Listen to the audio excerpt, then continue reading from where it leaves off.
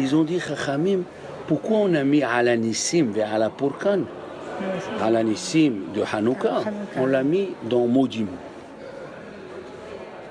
Pourquoi on l'a pas mis dans Shema Kolenu? D'accord? Dans Shema Kolenu, on aurait pu, là-bas, dans Shema Kolenu, tu as le droit d'ajouter toutes les prières que tu veux. Et si tu ne les connais pas en hébreu, tu peux parler en français. Mon Dieu, renforce-moi, donne-moi la force de donner la joie à mes enfants, mes petits-enfants, protège-les.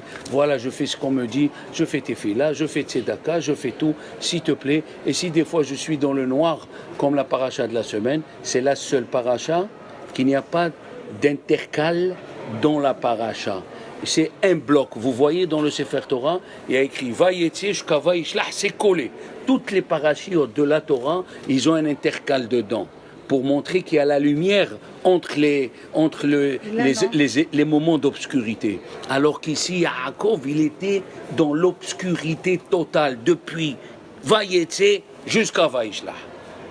Et donne-moi la force de supporter l'obscurité jusqu'à que vienne la lumière. C'est d'ailleurs la paracha de la semaine. C'est Yaakov qui était dans le noir total. Il ne savait pas qu'est-ce qu'il va devenir, qu'est-ce qu'il va lui faire la vanne au dehors de ses parents. Il s'est mis à pleurer. C'est lui qui a chanté Esa Ena Eleharim, mais Aïn Yavo Ezri. D'ailleurs, il y a une belle chanson qu'ils ont fait sur. Essayez de la trouver, la chanson Esa Ena Eleharim. Elle est très très jolie. Elle donne du chizouk, de la force. Que Dieu, il lui dit Hachem, il lui a dit à Yaakov, n'aie pas peur, là où tu mettras les pieds, j'effacerai les trous, j'aplanirai la route, personne ne pourra te toucher, ni à gauche, ni à droite. Mais c'est fantastique, quand tu lis ce mizmor, tu prends du chizouk, c'est l'obscurité. Alors les Chachamim, ils nous disent, pourquoi ils ont pris Ala Nissim, là, à la Bimé Matatia, on l'a mis dans Modim. Alors, il y a écrit, ils ont fixé ces 8 jours, l'éodot ou l'allel. Pourquoi? On va voir pourquoi ils ont employé 2 mots. L'éodot, pour remercier, les hallel, la texaha, l'éodot ou l'allel. Alors, sachez que dans la Kabbalah, ils disent que les Grecs ont détruit dans les séphirotes que Dieu a créés, dans les 10 façons comment ils se manifestent dans le monde, il y a les séphirotes. Et lui, il est au-dessus des séphirotes. Mais on ne sait pas qu'est-ce que c'est Dieu parce que nous avons le corps matériel. C'est normal. Ils disent que les Grecs ont alterné, esquinté, détruit, pas complètement, la midda du Hod.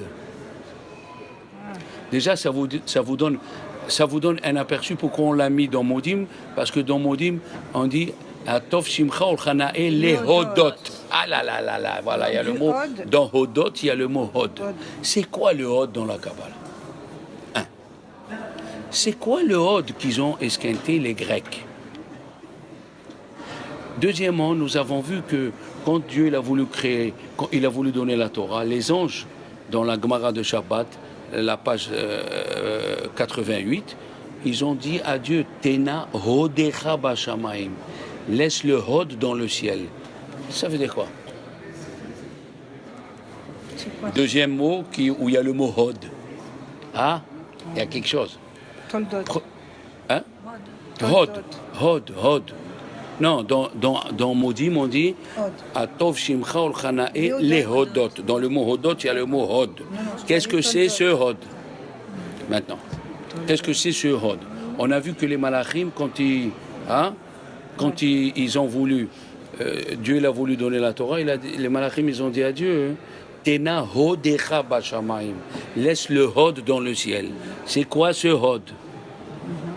Troisièmement, quand il y a eu les 70 équinim et que Moshe il a dit à Dieu, je ne peux plus supporter tout seul, c'est moi qui rends justice du matin jusqu'au soir, il lui a dit Dieu, Venatata me Hodecha. Tu donneras ton Hod sur Yehoshua, tu donneras ton Hod sur les Ékénim. Et nous avons trouvé aussi, si je me rappelle, alors ici, oui, c'est un Patah Eliyahu, voilà, dans la chanson que nous faisons pour Rabbi Shimon Bar Yochai, il y a dans Bar Yochai, j'espère qu'il a mis ici, oui, Bar Yochai, le voilà, regarde. il dit oh, Halo hemma yorucha morecha. On dit, on lui a fait un strophe pour le Hod à Rabbi Shimon Bar Yochai. C'est écrit Limoudé Hashem hem lomdim, or moufre od haikod hem yokdim, halo hemma yorucha morecha. C'est pour le Hod. On va voir qu'est-ce qu'il vient faire ici, Limoudé Hashem et tout ça. Vous allez voir comment c'est extraordinaire. Alors le Hod, les enfants, si j'arrive à m'exprimer bien, il contient 2 explications. Ça s'écrit Aïn Dalet. Hod, He Vav Dalet. Déjà, il y a le mot 10. Il veut dire quelque chose. Le Hod, c'est la beauté. Le Hod, c'est la magnificence. Le Hod. Le Hod, c'est la patience pour avoir la beauté. Vous avez vu les gens qui font des dessins. Pour les sublimer, il faut du temps. C'est fait à la main. On raconte que Michel-Ange, quand il faisait les dessins à la main, il a pris 5-6 ans. Le Hod. Même, comment il s'appelle celui, Léonard de Vinci, Leonardo, quand il a fait la Joconde, il a amené avec lui, il a traîné chaque fois, il a rangé. C'est pas, le Hod, c'est la beauté, c'est la magnificence extérieure. Mais elle est accompagnée, c'est là où on s'est trompé, avec l'intérieur. Et la Torah, elle dit qu'ici qui avait la beauté, c'est la Grèce, Yavan. Yavan avait la beauté. Yefet Hashem, hein, les Yafet. La beauté était chez Yavan. Et d'ailleurs, on n'a qu'à voir tout ce qu'ils ont laissé, les Grecs. Hein. Les temples, avec les sculptures, avec l'architecture, mais on ne peut pas s'imaginer ce que c'était. Les Juifs, ils se sont laissés entraîner, et ils ont gardé que l'extérieur. Or, le Hod dans la Torah, il doit partir de l'intérieur vers l'extérieur, et eux, ils sont restés dans l'extérieur. Et l'extérieur, chez eux, chez les Grecs, a influencé l'intérieur. Et est-ce que tu me comprends un petit peu ce que je veux dire? Donc les Grecs, ils ont sublimé tout ce qui était extérieur, mais ils n'ont pas fait attention à ce qui était intérieur. Il n'y a qu'à voir comment les femmes grecques étaient habillées, comment elles étaient belles, comment tout ça.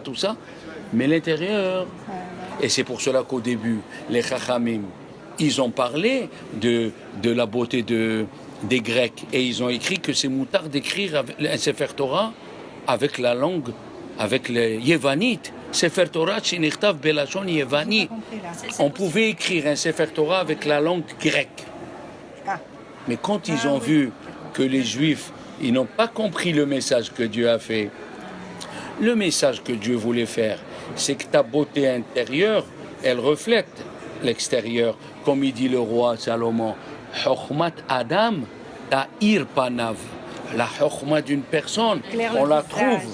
Un type qui est, tu peux le voir d'ailleurs, un type qui mange du cochon, un juif ça se voit qui sur mange leur tête. Tu vois son visage, sa peau, elle brille pas normalement, ses yeux, ils sont agressifs. Alors qu'une femme ou un homme, que d'abord on pense à l'extérieur, à l'intérieur, l'intérieur, en ajoutant l'extérieur, alors c'est comme tu fais une mitzvah. Mais si tu l'embellis, la meilleure des choses, c'est, prenons le Shabbat.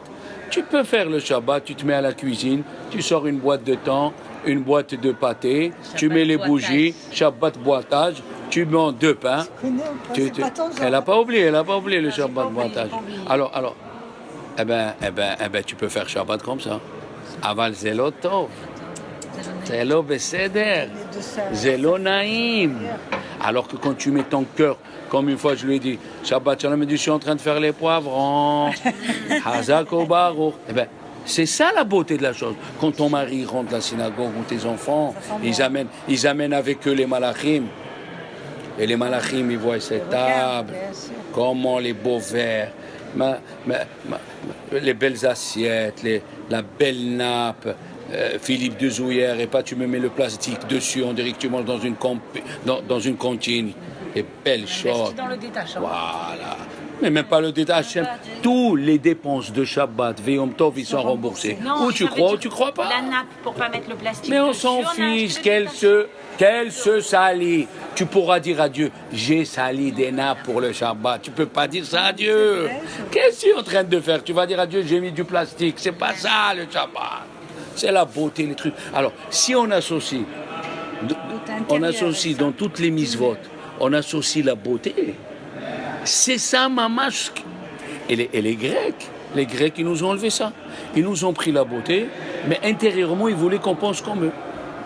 Et Hachem, en disant qu'il fallait que la Torah soit écrite, puisse être écrite en langue grecque, ça veut dire, les Juifs, ils ont ça veut dire que Dieu, ça veut dire que Dieu, il a fait dire par la bouche des Chachamim qu'on n'est pas contre la beauté, pas du tout. Pour l'enjolivement, pour l'enjolivement. Mais si tu restes que dans cet enjolivement, là il vient le roi Salomon et t'a dit Sheker ahen vevela yofi. Mais si combien Abba Khilkia, c'était le fils de Oula, de Honia Ma'agel, excuse-moi.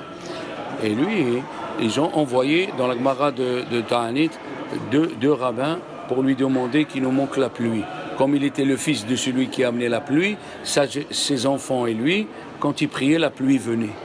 Alors ils l'ont trouvé en train de travailler, et les gens ils lui ont dit bonjour, les deux Talmidei Chachamim, il n'a pas répondu. Ils sont restés, les Chachamim les ont envoyés en mission, ils étaient obligés d'attendre. Alors ils ont attendu, qu'est-ce qui se passe? Quand il a fini, ils l'ont suivi. Il avait un manteau, il a enlevé le manteau, il a levé, il l'a mis sur lui, et il passait par les herbes où il y avait des ronces, il s'est massacré tous les pieds. Quand ils sont arrivés, ils n'ont rien dit, ils voyaient sa conduite. Ils ont vu la femme de Abba Hilkia, elle est sortie maquillée, parfumée, le rimel, le denia. Ils n'ont rien compris, mais ils n'ont pas parlé. Ils sont rentrés, ils ont trouvé, il a amené avec lui du pain, il y avait le grand-fils et le petit-fils.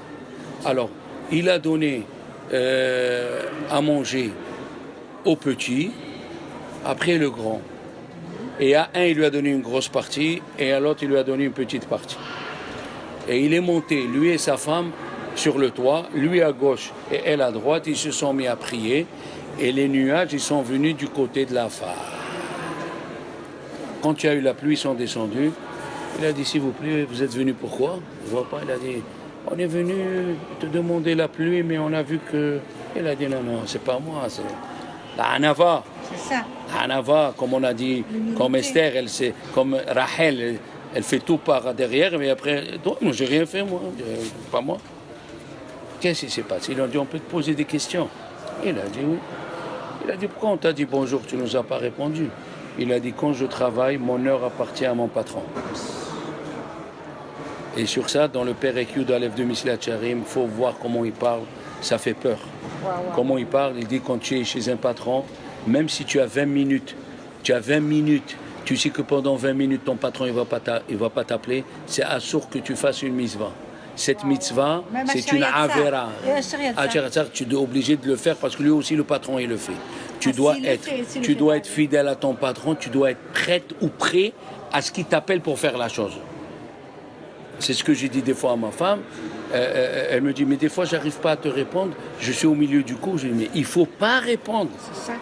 C'est pas, tu t'excuses, il faut pas répondre. Cette heure, elle est au patron. Tu es payé 60 minutes. Ah, il lui a dit, d'accord. Il lui dit, mais on n'a pas compris. Le manteau, il sert pour se protéger les pieds. Toi, tu as levé le manteau, tu t'es esquinté tous les pieds. Il lui a dit, le manteau, je l'ai emprunté de chez quelqu'un. Donc il n'est pas à moi. Je l'ai pris pour le froid. Je préfère m'esquinter les pieds que d'esquinter. Regarde dans quelle pauvreté il était. Après ils arrivent, ils lui disent, et quand elle est sortie, ils ont dit, comme ça ils ont fait, ils ont voulu, ils n'ont pas voulu. Ils ont dit, ma femme, elle se maquille pour moi. Ma femme, elle se fait la beauté, elle se parfume pour moi. Il lui a dit, mais quand tu es rentré, tu as donné le pain. Il a dit, le petit, je lui ai donné un bout de pain parce qu'il est toute la journée à la maison, sa mère, elle le nourrit. Mais le grand, qui va au Beth Midrash, il n'a pas beaucoup mangé à lui. On a appris les halakhot de sa conduite. Qui c'était lui? Abba Hilkia. Eh bien, sa femme se faisait belle pour lui. Voilà. Quand tu associes la beauté que Dieu a créée, un beau vêtement, un bon foulard, notre cher ami, un beau truc, et tu dis c'est pour que je représente la Torah, je suis avec des voisins, ils savent mon nom, que je suis juif. Moi, je suis obligé. Moi, j'étais en Israël, j'ai vu des gens qui se sont plaints malheureusement de l'habillement et de la conduite des rabbins. Alors, tu sais, j'ai 6 bouteilles de parfum. Je me parfume pour pas que j'entende un goy dire les rabbins ils sont mauvais. Que des fois le pharmacien il s'approche de moi pour me montrer. Et alors tu te sentais bon. Voilà. Elle lui a dit une fois, la pharmacienne elle a dit à ma femme, j'ai jamais vu quelqu'un qui sont toujours bons comme vous et votre mari. Elle lui a dit, mon mari c'est automatique, mais moi il m'a obligé. Il ne me laisse pas sortir si je ne suis pas sûr, avec les ongles, les machins, qu'on représente la Torah. On a une conduite, on a... Et ça, c'est le Hod qui est associé à la Torah. T'as compris? C'est le Hod qui est associé. Et c'est pour ça. Attendez, on n'a pas fini. Le Hod, c'était Aaron. Hachamim me disent que le Hod, c'était Aaron. Ah, pourquoi le Hod, ça? Ah, qu'est-ce qu'ils disent? Qu'est-ce qu'ils disent Chachamim? Le Hod, c'est Aaron, et il faisait le Shalom. Oui, Orev Shalom verodef Shalom. Qu'est-ce que ça veut dire? Joyce, il faisait le Shalom avec l'intérieur et l'extérieur. Ils étaient les deux collés. Et comme je vous ai dit au début, le Hod, c'est la patience d'écouter l'autre. Ça, il avait Aaron. Aaron à Cohen, il avait cette patience d'écouter le prochain. D'accord? Alors les Juifs, quand ils sont arrivés les Hashmonaïm, ils ont vu que les Grecs ont massacré le Hod. Ils ont voulu voir, est-ce que Dieu va ramener le Hod? Qu'est-ce qu'on a dit le Hod? C'est tout ce qui est éclairé. Pourquoi? Les femmes ils mettent les bijoux, ils veulent attirer la lumière. Alors il y a eu le miracle dans quoi? Dans la lumière. Alors ils ont compris, parce qu'avec le Hod, les enfants, celui qui a la mida du Hod, là je vais vous ajouter, un petit degré en plus de ce que je vais vous dire. Pouvez. D'après le Zohar, nous avons dans chaque mitzvah, on a déjà parlé à Rosh Hashanah, il y a une lumière intérieure, il y a Or Makif, la lumière extérieure. Dieu, quand il fait les miracles, il fait les miracles avec le Or Makif, la lumière extérieure. Et la femme est là, quand elle se conduit bien. Les Chachamim, ils ont dit que Yitzhak, il a vu dans la tente de Rivka les mêmes signes. Sous sa maman. Et qu'est-ce qu'il a vu? Il a vu le nuage qui est extérieur, le Or Makif. Et les bougies qui étaient allumées de la veille de Shabbat jusqu'à Shabbat. Mais normalement, les lumières, c'est que Shabbat. Oui. Ça veut dire que Rivka, elle faisait le Shalom Bayi toute la semaine. Parce que les bougies, c'est Shalom Bayi. Elle faisait la lumière toute la semaine. Et Zéofi. Et il a vu la lumière extérieure. Alors, si on a le Hod, on peut faire des miracles. Attendez, il faut que j'écrive bien ça, c'est trop beau ça. C'est trop beau. Elle veut amener quelque chose dans sa main, c'est bien. Ah, le Hod, c'est amener la lumière extérieure de la mitzvah et tu peux faire des miracles avec. Quand Dieu veut faire un miracle, il fait avec le Hod. Le Hod, c'est ce que tu as ajouté dans la mitzvah 3. C'est beau ça. C'est toi qui ajoutes. Tu comprends? Tu reçois un invité, tu peux lui donner du pain. Et des olives. Mais qu'est-ce que tu fais? Le Hod, il vient, il nous dit, tu embellis, tu extériorises dans la mitzvah la beauté. Et c'est pour ça que c'est une mitzvah d'avoir une Hanoukia en argent. Moi, j'ai ramassé, tu sais combien j'ai ramassé? Chaque mois, je mettais de côté jusqu'à que j'ai ramassé j'ai acheté une Hanoukia en argent. Bon, le jour où on aura les moyens, on achètera celle qui est dans l'aéroport de Tel Aviv, là, celle qui fait 2,5 mètres comme ça. Il y a écrit 48 000 $. Ah là là, ce jour, alors, ça. Celui qui achète une belle Hanoukia. Qui a. Mais là, il y a une, elle s'est vendue Alors, 400 000 $, là. Où? Il y a une Hanoukia d'un rescapé de quelqu'un qu'ils ont retrouvé. Là, c'est mon mari qui m'a raconté qu'ils l'ont mise après à $4 000. Elle est montée. Et les gens, tellement ils ont appelé, ils l'ont mise à $20 000 à la mise à prix. Et après, elle est Et montée. elle s'est vendue 400 et quelques mille Voilà, dollars. tu vois, ça, c'est le bah, Moi, je lui ai dit, Hanouka. je lui ai dit, mais comment tu mets 400 ça, c'est 000 le $ Hod. dans une Hanouka? Ça, c'est le Hod. Par exemple, Rabbi Shimon Bar Yochai, il a dit, celui qui fait une mila et il fait une séouda avec la viande, le fils, il sortira bien religieux dans la Torah. Ah. Celui qui fait une bar mitzvah et il fait avec la viande, il dit Rabbi Shimon Bar Yochai, ça veut dire tu t'es endetté, tu as fait des frais pour embellir la mitzvah. Seulement le Satan, il fait comme les Grecs. S'endetter, Ils font la bar mitzvah et ils leur mettent les danses, les femmes et les hommes. C'est ça, Ils leur ils ont mis massacrent. les Grecs dans Et l'histoire. ils mettent les Grecs dans le. Aïe, aïe, aïe, aïe. Exactement. T'as compris? Et ça, c'est ça le piège. va Que être quand tu travail. fais la mitzvah, De mélanger tout. voilà, laisse la beauté de la mitzvah. laisse l'huile pure. Voilà, voilà, L'huile. pure, voilà. Et d'ailleurs, quand il s'est levé, Yaakov, on dit que Yaakov va être Yaakov Mishenato. Il s'est levé de son sommeil. Et Rashi et les Mefarshim ils disent, ne lis pas de son sommeil, lis mi Mishnato. 14 ans, il a étudié la Torah sans dormir. Qu'est-ce que ça veut dire sans dormir? Il restait sur la chaise, il s'endormait, il se levait. Il avait cette force. Les Avot, ils avaient cette force. Oui, si déjà nous avons trouvé un grand rabbin à Tzfat, au temps du Beth Yosef, en 1530, il s'appelait Rabbi Yosef Taïtzak. Il n'a pas dormi 40 ans. La chaise où il donnait le cours, sur la même chaise, Des anges, c'est pas possible. sur la même chaise, il dormait, il se levait. Il dormait, il se levait. Le Chida, il n'a pas dormi toute sa vie. Il dormait, il se levait. Et pour Shabbat, il s'asseyait sur le sofa. Tu te rappelles, avant, on disait le sofa. Cette sorte de canapé où tu... Voilà. Alors, si déjà, eux, ils sont arrivés à ce degré, c'est sûr que Yitzhak Yaakov Avinu. Alors maintenant, il y a écrit Mishnah. La Mishnah, c'est la Torah orale. Alors, Mishnah, oui. Mishnah, c'est la Torah orale, on le sait. Et on a deux symboles dans le Beth Amikdash pour nous représenter la Torah. On a le Aaron, où il y avait le Sefer Torah de Moshe Rabbeinu à côté. Ça, c'était la Torah écrite. Et la Menorah, c'était la Torah orale. On a deux symboles. Torah orale et Torah écrite. Jusqu'ici, ça marche. Oui. Ça marche. Maintenant, qui c'est qui a écrit la Torah orale? Rabbi Yehuda Nassi. Rabbi Yehuda Nassi, il C'est a le écrit. Aaron, la Torah orale. La Torah orale, c'est le Aaron, puisqu'il y avait le Sefer Torah. La Torah écrite. Ah, voilà. La Alors, je Torah me orale, c'est la trompe pas. Menorah. Voilà, la Torah écrite, c'est le Aaron avec le Sefer Torah à côté. Et la Torah orale, c'est la Menorah. Puisqu'il y a 7 branches, ça veut dire la Torah, elle se développe. Elle peut se développer partout. C'est ça. D'accord? Maintenant, il a dit, Rabbi Yehuda Nassi, c'est le premier qui a écrit la Torah orale. Rabbi Yehuda Nassi. Il a compilé Et la c'est Torah le seul qui s'appelle Nassi dans tous les rabbins.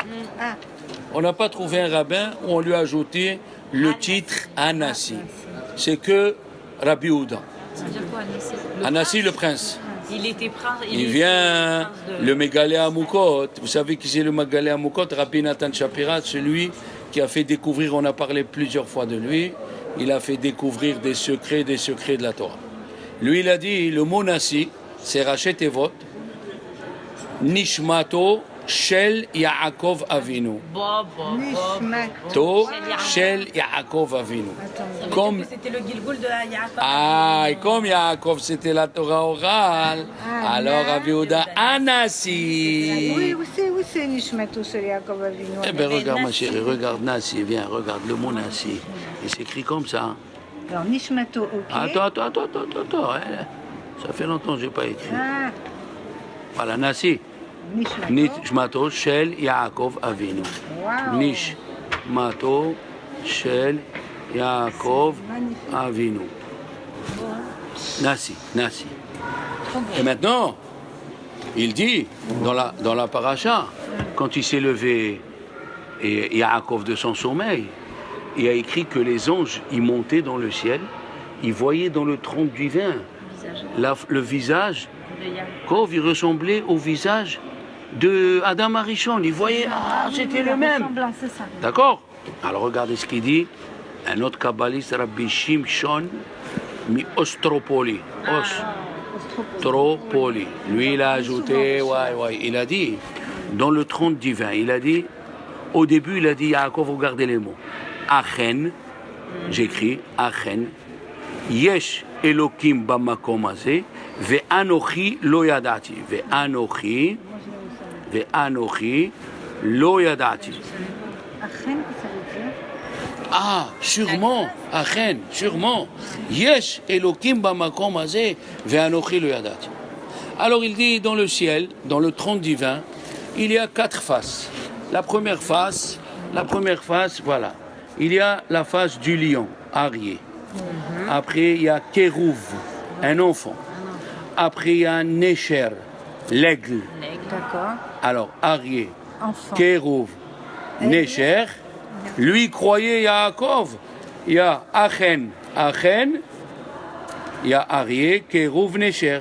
Mais quand il a vu que les anges lui ont dit, mais ta face, elle est la même, il a dit, Ve'anochi, Yud, Yaakov. Je ne savais pas que ma face, elle était là-haut. Au début, j'ai cru, Achen, yesh Elokim bamakom hazeh. J'ai cru qu'il n'y avait que ça. Et je vois qu'on me dit qu'il y a aussi le Yud, que moi, je suis là-haut. Ve'anochi lo yadati. Hein? On découvre des choses ici. Moi, je vous dis, il y a des choses fantastiques. Magnifique. Voilà, tu vois. Alors, qu'est-ce que tu as, Rabbi Shimshon, il a dit, Achen, il y avait le Arié, le lion, Kérouv, l'enfant, et le Nécher, l'aigle. Et après, il a dit, Ve'anochi, et moi, lo yadati. Je savais pas. Qu'est-ce que c'est Anochi? Le Yud en plus, c'était Yaakov. Je ne savais pas. Aïe. C'est ça que ça voulait dire, je comprenais pas. Je ne savais pas. Tu as vu comme c'est ça? On fait la photo sur eux. C'est extraordinaire. Maintenant, ils disent les Chachamim. Quels étaient Avraham Avinu? Regardez. C'est extraordinaire quand on approfondit. On se demande, mais on passe à côté des choses. On a dit la semaine dernière que Avraham Avinu, il est venu arranger les neshamot de la génération chez Enoch, de ceux qui faisaient Avodah Zara, Enoch. Après, il a essayé d'arranger la génération de Hapalaga, de la tour de Babel. Voilà, Hapalaga, tour de Babel. Donc Enoch, c'est au temps de Enoch, il s'appelait Enoch. Il faisait Avodah Zara. Dans la tour de Babel aussi, ils ont dit on va combattre Dieu. Enoch, Hapalaga. Après, on a eu Sédom. Oui, c'est vrai. Sédom, c'est Sodome. Et après, on a oublié, après Enoch, quand ça ne marchait pas, on a eu le Maboul. Les gens du Maboul. Donc, ça c'est 1, ça c'est 2, ça c'est 3, et ça c'est 4. Avraham Avinu, chaque fois, il essayait d'arranger tous ces âmes qui n'ont pas trouvé le repos. Et alors, le roi David, il a dit, dans mon lit, je pleurais tout le temps. Mais au lieu de dire pleurer, il a employé un mot. Mitati, bedimati, MC, mitati, bedimati, MC. Pourquoi tu n'as pas écrit FK? Parce que MC, c'est les mots de Enoch, Maboul, Sédom, Hapalaga. Et pleurer pour toutes ces âmes. Pour toutes ces âmes qui errent et qui n'ont pas encore trouvé. Et comment on sait que Yaakov aussi, il faisait attention à ces âmes-là, il priait pour eux, il a rêvé, Hine, Sulam, Mutsav, Arza. Hine, Sulam, Mutsav, Arza, Rachetevod, MC. Mais bon, Einstein est venu, il a dit MC au carré, mais on s'en fiche, nous. MC au carré. Nous, on fait attention. Regardez comment ça revient. Tous ces âmes, ils reviennent. On doit penser, c'est ce que j'ai dit tout à l'heure, à Carole, faut pas qu'elle ait peur. On fait des fois le vidouille pour les autres, pour les prochains. Bien que toi, intérieurement, tu sais que tu n'as pas fait ce que tu dis. Tu protèges les autres. Parce qu'on est tous unis. On est tous unis, qu'on veut ou qu'on ne veut pas. Comme les doigts de la main. Et comme il a dit, et alors le même, des fois, c'est devenu Mitzrayim. Ah, le même, ça peut être Mitzrayim. Mitzrayim, on est descendu en Égypte pour essayer d'arranger. On dit qu'on est encore en Égypte. Oui, oui, c'est une façon de la galoute. C'est la galoute. Alors. Donc, on a appris, je leur ai dit, de la paracha de la semaine, on apprend plusieurs choses. D'abord, on a appris de Léa qu'il faut remercier Dieu. Les Chachamim, ils ont dit, il n'y a pas eu une femme ou un homme qui a remercié Dieu comme Léa. Mais c'est faux. Chachamim, ils disent, mais tous les avot, ils ont fait des sacrifices. Et c'est quoi les sacrifices? Hana, elle a fait des sacrifices. Non, Hana, c'est venu bien après.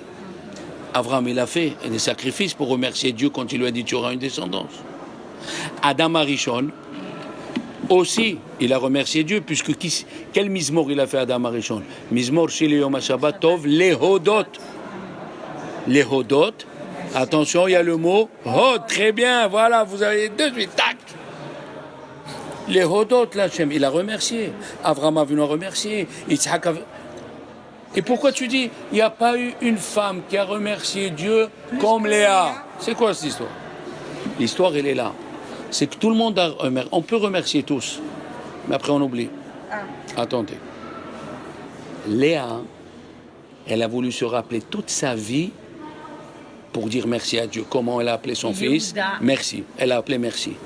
Yehuda, c'est merci. Ah, Yehuda, c'est merci. Yehuda, c'est merci. Donc à chaque fois qu'elle appelait Yehuda, chaque fois qu'elle a appelé Yehuda, elle remerciait Dieu. Ah, Rouven, il m'a vu. Hein, Carole, comment tu en Je penses? n'étais pas aimé par mon mari. Voilà. Donc, Joyce, chaque fois qu'elle appelait Yehuda, elle appelait merci. Et on a vu après que tous les avot qui sont venus après, ils ont suivi l'exemple de Léa. Comment il a appelé Yosef ses enfants? Ménaché. Ménaché, que Dieu ne m'a pas oublié, ne m'a pas fait oublier la maison de mon père. Ephraim, il a fait de sorte que je me suis multiplié. À chaque fois qu'il l'appelle, il se rappelait de ça. Prenons Moshe. Comment il appelait ses enfants? Eliezer, Gershom. Malgré que j'ai été renvoyé de la maison de mon père, Dieu il est avec moi. Eliezer. Ah là là là là. Donc à chaque fois, c'est à votre là, à chaque fois, ils ont appelé leurs enfants pour remercier Dieu. Et c'est extraordinaire. Ménaché, qu'est-ce qu'il a? Que Dieu ne m'a pas fait oublier la maison de mon père. D'accord? Et quand il est venu, David Ameler, il est venu quand il s'est présenté chez Shaoul pour tuer Goliath. Comment il s'est présenté, Carole? Avec 2 peaux de lion et une peau d'ours. Quand il a vu, il a dit, d'où il vient ce Tarzan, Shaoul? Il a dit, d'où il vient celui-là? Je connais. Ils lui ont dit, mais pourquoi, Shaoul, pourquoi tu es habillé comme ça? Il a dit, Gamado, Ve'ari, Kait, Havdecha.